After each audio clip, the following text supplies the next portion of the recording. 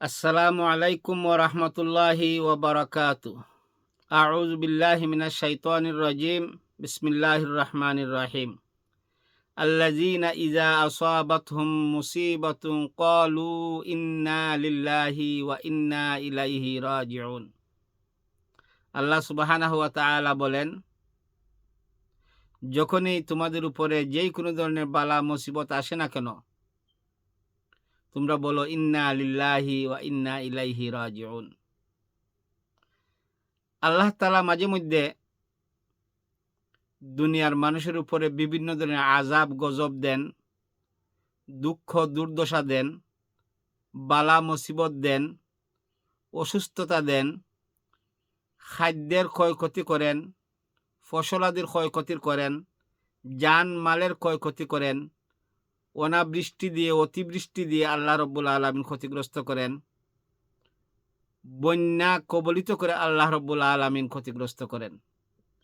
এই সবগুলো হচ্ছে আল্লাহর পক্ষ থেকে মুসিবত বিপদ এবং মানুষের পরীক্ষার জন্য।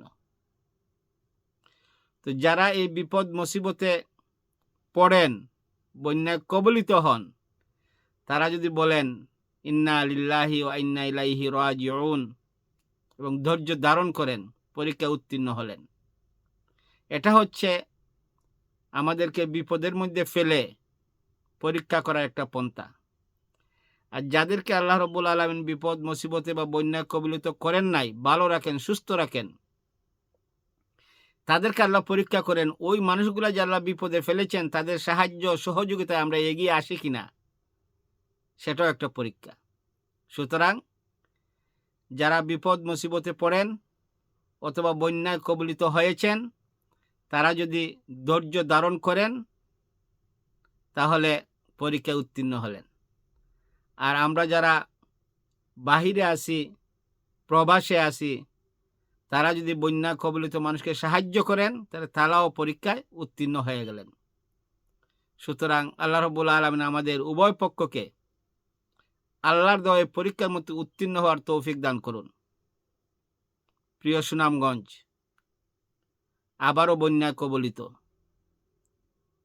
2022 সালের স্মরণকালের ভয়াবহ বন্যায় সুনামগঞ্জের মানুষের জান এবং মালের ঘরবাড়ি যে ক্ষতি হয়েছে, সেই ক্ষতি এখনো মানুষ পুষিয়ে উঠতে পারে নাই। আবারও সেই বন্যায় আক্রান্ত সুনামগঞ্জবাসী। যদিও আল্লাহর পক্ষ থেকে পরীক্ষা, দুনিয়ার মানুষেরও করার অনেক কিছু আছে। প্রতি বৎসর এই বন্যায় প্লাবিত হয়, তার বিহিত ব্যবস্থা নেওয়া সরকারের দায়িত্ব এবং জনগণেরও কিছু দায়িত্ব রয়েছে।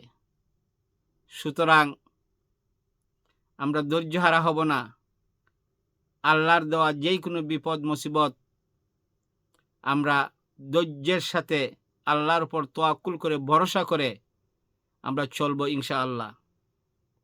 তাই আসুন আজকে সুনামগঞ্জবাসীর এই দুঃখ দুর্দশা, বন্যায় কবলিত মানুষদের পাশে যেন আমরা সবাই দাঁড়াতে পারি, তাদেরকে সাহায্য সহযোগিতা করতে পারি। সরকারও যাতে সাহায্য সহযোগিতা করতে পারে, সরকারের প্রতি সেই উদাত্ত আহ্বান জানাচ্ছি।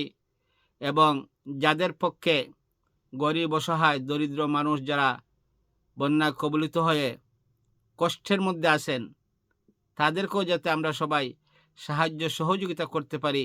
আল্লাহ রাব্বুল আলামিন যেন আমাদের সবাইকে তৌফিক দান করেন এবং বন্যা কবলিত মানুষকে যেন ধৈর্য ধারণ করে পরীক্ষা উত্তীর্ণ হওয়ার তৌফিক দান করেন এবং আমাদেরকেও যেন সাহায্য সহযোগিতা করে পরীক্ষায় উত্তীর্ণ হওয়ার তৌফিক দান করেন। ওমা তৌফিকি ইল্লা বিল্লাহ। আসসালামু আলাইকুম ওয়া রাহমাতুল্লাহি ওয়া বারাকাতুহু। আল্লাহু আ'লামু বিস-সাওয়াব।